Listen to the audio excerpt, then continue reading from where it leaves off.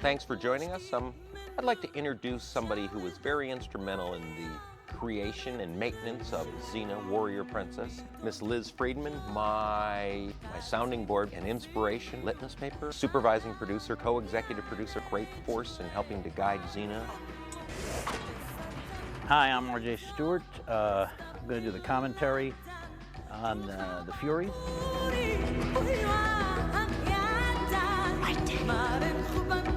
And this is Rob Tappert, as you know. Hear me, gods and goddesses. Xena, warrior princess, committed a terrible crime. She will be punished by persecution and madness. Many of the characters in the Greek mythology were driven mad by the gods messing with them. And of course, we start with a little sex. This is a good way to open an episode. Why is that, Liz? Well, it's a little like a prehistoric strip club. I actually think this scene is mainly in so that RJ could write off all the times he went to strip clubs on his taxes. So these are the Furies. Furiously wild dancers Yeah, like that. That's right. Ares' main gripe against Xena is that she didn't love him the way he loves her, although obviously he expresses his love in a very bizarre way. You know, the one thing costumes were great at was finding ways to attach things to women's bosoms so they didn't fall off. Among the many things. I think one time Eric Grunderman, the line producer, added up the number of breast push-ups that we'd used. Wasn't it, you know, just hundreds of thousands? Probably. Yeah. Holy fright, Liz, I can't believe this got on television now that I see it. It's one of our smuttier moments, but there were many, really. Oh, Kevin Smith, so great. Yep. I don't know, would you say that Ares is a stalker? Of Xena? Yeah. I think he is, slightly. You know, I mean, he doesn't have to lurk pathetically, being that he's a god and all. But, yeah, he's a little obsessed. You think so? I think so. Oh, well. I mean... It always worked for me.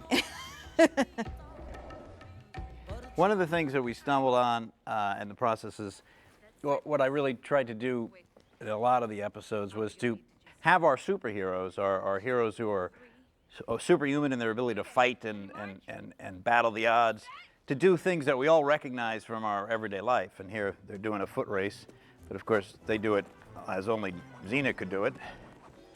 And she won. Okay, cheating's an overstatement. Hey, sanity's sweet illusion with the poison of delusion. To Xena's hate. The costumers, of course, knew what they were doing. She went on to do Lord of the Rings, right? Uh-oh, here come the Stooges sound effects. This is when, see, when you go crazy, at least if you're driven crazy by the Furies, apparently you fight like the Three Stooges. Nothing wrong with the Stooges. Nothing wrong with that. Actually, when in these Three Stooges moments is one of the rare moments where I feel like I see Lucy creeping through. There's something about that, you know, that goofy sensibility that's it's just her. Prop man throwing. I love that. I love the smell of warrior sweat in the morning. Coming up here, that was what the studio got on us. That shot where she's coming at Draco to kiss him. Do you remember the studio said, you can't have that shot in. It looks like she's about to kiss a woman. And because her and Gabrielle are traveling together, everyone's going to think they're lesbians. And I said, you guys are crazy. No one's going to think they're lesbians. Apparently, I have no idea what I'm talking about. There you go. Nor did the studio, though. That's true. Well, they assumed that people thinking they were lesbians was a bad thing. Ah. Tina, you're acting really strange. Don't be ridiculous, Mavis. Hello, Why did she start calling Gabrielle Mavis? I don't know. I thought that was a total Lucy. What do you think? I think we have a serious problem here, Xena. I could lose the daisies. It's You know, the odd thing is there's really no place for, there's no female comedians shows, really. There's sitcoms. There's sitcoms. Why, other than our our crass tendencies. Does Xena take off her clothes here? Why? Because Xena would never do that, and it leaves her totally exposed and vulnerable. Oh, that's a very good answer. Yep. I do think that some of the reason there was a mixed reaction to this episode is that it starts off feeling like it's going to be a full-on comedy, and then it gets much darker as it goes along. Look at you. The guilt, the shame, it's stamped on your face as clear as mud. One of the running themes of the character of Xena is she's tormented by guilt. In an episode I wrote in the first season, we learned that she, by accidentally, caused Callisto's town to burn down and created a monster out of Callisto. Can't you see that women and children, they have crucified the women and children?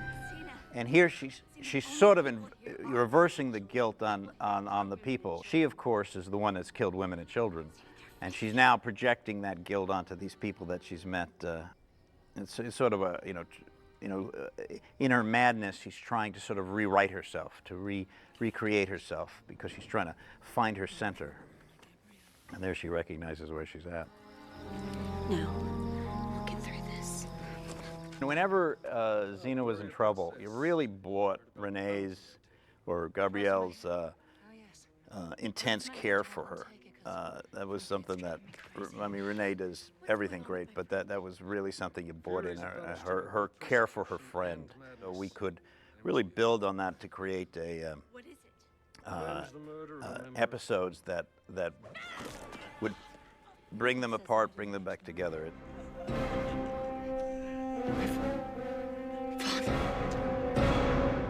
Previous to this, had Xena thought her father was alive? In Ties That Bind, yes, she assumed her father was alive, and that even that Tim was that her father. Right, right. And then, and we said it wasn't him. Right, and then we left it. So that's basically Xena learning for a fact that her father is dead, and this has some great Sam-O-Cam, Evil Dead stuff in it. My wife is a therapist, a psychologist, and she's worked with insanity. And a lot of this is based on actual experiences that schizophrenics experience, certainly hallucination being one of it. Probably no one in history has had all of the attributes of madness on one nightmare day, but then again, this is Ares orchestrating it, and Xena, you need that kind of intense pressure on her psyche to affect Xena Warrior Princess. Reused effects from Girls Just Want to Have Fun. That's right, it's a Hydra. This is one of those rare moments where, boy, you just wish this had been a night scene. Right. Just because of the realities of TV scheduling, we couldn't do that. That's right. We seldom did night scenes because we had turnaround problems coming off of Friday nights and actor turnarounds and all those production problems. So unless it was the New Zealand winter where it was dark by 5:30 and you'd shoot until 8 or something, we never did nights. Right. So basically, if you watch carefully, if it's a night scene, you're going to be in an interior. That's right. Or else it's a campfire, in which case we built that forest clearing on a stage and faked it.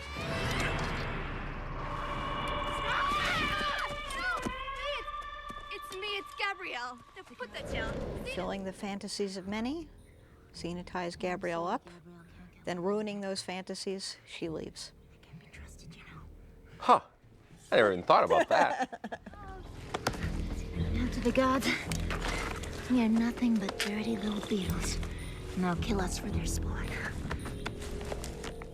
There was a playwright in England in the 1600s named William Shakespeare, who clearly had access to the scrolls of the bard Gabrielle, because he put a line very similar to that in his work, King Lear, his line was, "We are to the gods as flies to wanton boys. They kill us for their sport." And as you see, it was actually Gabrielle who recorded Xena saying that many years ago. You behave or you don't get to come. This is very funny. Come on, guys. She's a babbling idiot. She doesn't even know we're here. In fact, season 1 and 2 of Xena, I think, Liz, that we gave most of the god stories to Hercules. And tried to keep the personal warlord stories to Xena. And then as time went on, you get stories wherever you can take them. Yeah. And started to do more mythological stories and anything dealing with Ares. So Right, because I think at the beginning we were really trying to mark the difference between the shows more. By season 3, it was very apparent that they were different, you know, animals, as it were. their own beast. Yes. This is Xena's mom.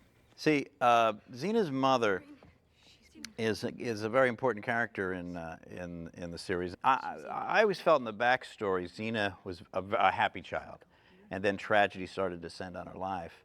And the rift with her mother and her not living up to her mother's hopes for her is a great crisis in Xena's identity.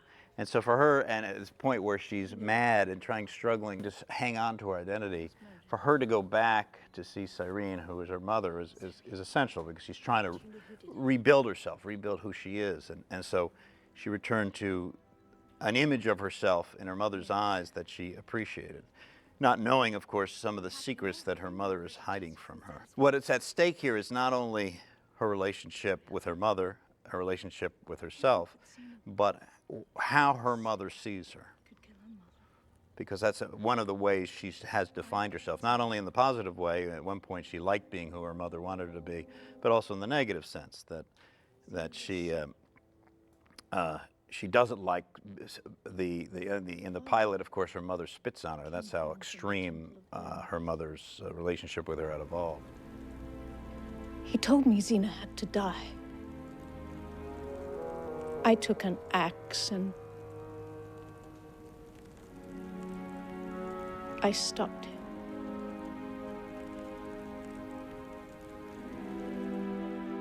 This is a reference to an actual Greek myth. I mean, as actual as Greek myths are.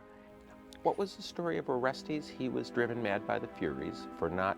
Well, Orestes, his father killed his mother, and then what we did, he was driven mad for not avenging, I believe, the death of his mother. And then what we did with it, RJ's very clever twist, as you will discover, is that maybe he did avenge them. His obligation, according to the code of the Furies, was to kill his mother. Did it work? So now Gabrielle's left Cyrene alone with Xena, thinking that she is comatose. So Mama killed Papa. Not so much. That's a great delivery by Lucy, huh? You were trying to save my life, right? I should be grateful. I like this scene because the tension, You have to admit you did and Lucy something so pulls it off. She's managed to grab enough of a point of view and enough of herself to start formulating a plan, but her darker side is so obscuring her positive side that she's still very dangerous. And in my mind, she's already beginning in her confused madness to formulate the ultimate solution to the episode. So she's beginning now to figure it all out. What she needs to do, who she needs to fool. No matter what we do, we still end up as food for the worms. Very dark worldview in this episode. Oh no. A good dramatic moment. Yes. Xena? Mother, I am a lunatic with lethal combat skills. Good line. I mean, actually, that sort of sums up Xena in this episode perfectly. A lunatic with combat skills. A suicidal Xena. It's a fairly frequent motif in the show, actually. Well, it's that warrior thing. Right. I felt, of course, that she is manipulating it so Ares will come to her. She never really considered suicide. Yeah, because Xena really pulls some serious strings throughout this whole episode. This is Kevin as he started to grow his hair out longer and longer, and he didn't cut it for the next 2 years. Nobody had better facial hair than Kevin Smith. You're my favorite. And some of the speeches coming up with the Ares, a lot of what he says is very Nietzschean. And I thought if the God of War had a worldview, it certainly, he could probably find a lot, and also sprach Zarathustra that would appeal to him. For those who just endure life, yeah, it is a very nasty joke. But for those who form it with their will, the joke is on those who get in the way.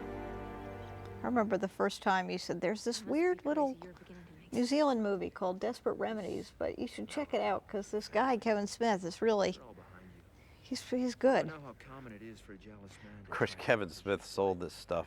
My goodness. We had a lot of good actors on Xena that really made it a lot of fun to write for them. They're all behind you. You expect me to trust you? I'm crazy. I'm not stupid. If I'm See, in my mind, Xena at this point, even though she's still very much under the powers of the Furies and is dealing with her madness, is formulating a very sophisticated plan to reverse the tables on Ares, even though Ares thinks he's in control. All right, well, see, that was just Xena playing Ares like a fiddle. That was. Yeah, having said that, Xena, you're all right. I'm anything but all right. I'm not, I don't think that she is sure she's not going to kill her mother. Because there's a sort of a justified rage she has towards her mother because of the way her mother has withheld information from her and put her in this situation. Tell me, Mother, when you and Daddy were rolling around like a pair of crazed weasels, was it good? Please, Xena, let's just get this over with. I never was interested how I was brought into the world. No, really, I'm not interested at all. One night he was there with me, and yes, it was good. Another point of view or worldview that I was playing with in this episode was Xena's, was sort of a very dark, pessimistic worldview, which is sort of in some schools of Buddhism and the German philosopher Schopenhauer looking at that all the basic things that we incorporate into our view of a healthy life as just biological rather than and then her mother and father, rather than conceiving her, they're rolling around in lustful sex, so her conception in of itself is almost an act of a bad act.